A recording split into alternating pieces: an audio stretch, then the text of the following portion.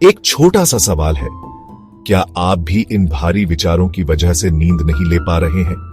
क्या ये विचार आपके मन में बार बार घूमते रहते हैं?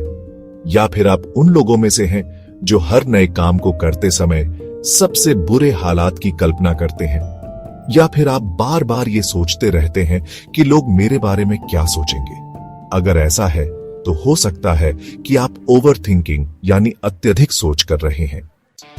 तो चलिए एक रास्ता ढूंढते हैं जिससे हम अपने दिमाग से बाहर निकल सकें, ओवरथिंकिंग छोड़ सकें और अपने काम पूरे कर सकें।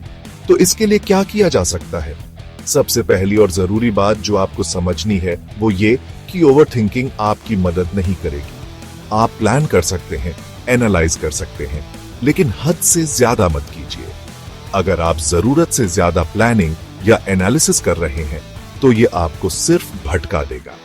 पहली चीज जो आपको समझनी है वो यही है, ओवरथिंकिंग कोई समाधान नहीं है। दूसरी बात, आप माइंडफुलनेस, सचेत रहना का अभ्यास कर सकते हैं। यह एक ऐसी तकनीक है जो आपको ओवरथिंकिंग से बाहर निकलने में मदद करेगी। अब सवाल है, माइंडफुलनेस का अभ्यास कैसे करें? हमारे महान गुरु भगवान बुद्ध ने माइंडफुलनेस के कई तरीके बताए। उनमें से एक है श्वास पर ध्यान देना, जिसे आनापानसति कहा जाता है। जब आप अपनी सांसों यानी श्वास प्रश्वास पर ध्यान देते हैं तो आपका मन तुरंत वर्तमान क्षण में आ जाता है। अब आप बस सांस लेना और सांस छोड़ना सोच रहे होते हैं। अब हजारों विचारों की जगह सिर्फ 2 विचार रह जाते हैं, इनहेल और एक्सहेल।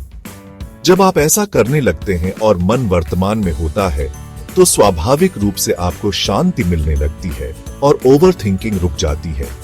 तो जब भी आप खुद को ओवरथिंकिंग करते हुए पाएं तो 3 गहरी सांसें लें, अंदर और बाहर, और कुछ समय के लिए सिर्फ अपनी सांसों पर ध्यान दें। या फिर आप अपने शरीर के प्रति सचेत हो सकते हैं। आप खुद से पूछ सकते हैं, मैं अभी कैसे बैठा हूं? मैं क्या कर रहा हूं? इन सवालों का जवाब भी खुद को दें। मैं बैठा हूं, मैं सांस ले रहा हूं। जब आप ऐसा करते हैं तो आप माइंडफुल हो जाते हैं। अगर आपका मन वर्तमान में है तो वह शांत होता है।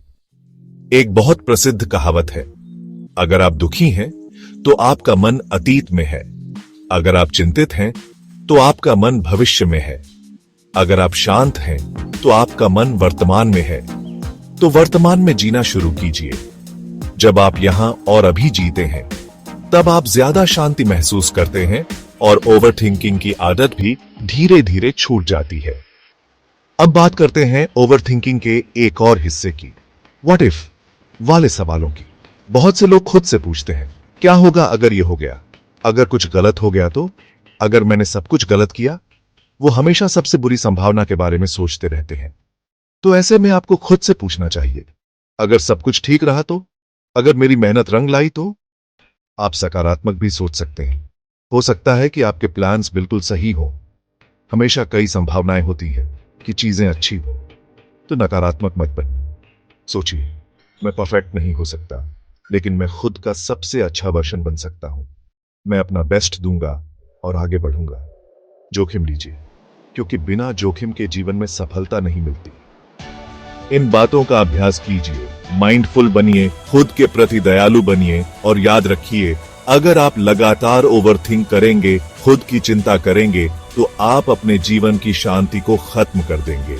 मुझे उम्मीद है कि इस वीडियो ने आपके जीवन में कुछ रोशनी दी होगी। शांत रहें, सचेत रहें और अपने दिमाग से बाहर निकलकर वो काम करना शुरू करें जो अब तक अधूरे हैं।